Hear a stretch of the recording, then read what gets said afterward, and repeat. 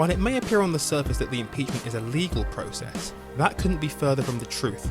You see, the language of impeachment is overwhelmingly legal, right? The president is charged on an article of impeachment. The case is then made by the House managers who become the prosecution. Trump's lawyers are the defense. The 100 senators become jurors. And in the end, they have to decide whether they are in favor of acquitting or convicting the defendant.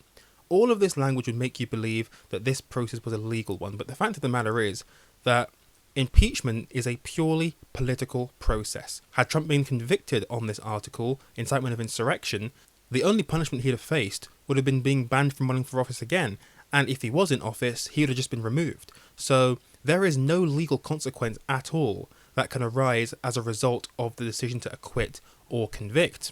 And moreover, the result was already a foregone conclusion. We knew that there wouldn't be 17 Republican senators needed to vote to convict alongside 50 Democrats. Therefore, what we need to focus on in this episode is the politics of impeachment and how it played out for both parties. What dynamics were at play within both party conferences? I'll talk about the Republicans and the defendant in a few moments' time, but first, let's explore how this played out for the governing party, the Democrats, and Joe Biden.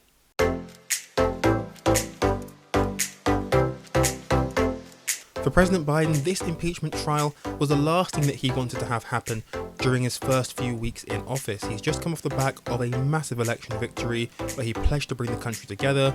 You had Democrats picking up both Senate seats in Georgia, and Biden was building up some momentum, focusing on his priorities for the American people. The most important and most urgent, of course, being the $1.9 trillion COVID stimulus package that he's aiming to pass by the middle of March, and Biden was absolutely hoping that he'd be able to focus solely on that and other big issues as well.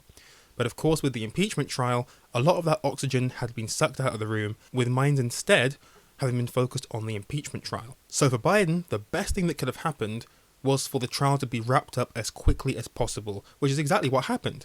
And he was asked repeatedly during the week of the trial about what his thoughts were, whether he thought Trump should have been convicted, and he just dodged the question. He just said that it's a matter for Congress to deal with, and he stayed completely above the fray. And it's quite refreshing actually to have a US president just above the fray, not the main story. Him and Vice President Kamala Harris were just beavering away at the $1.9 trillion stimulus plan.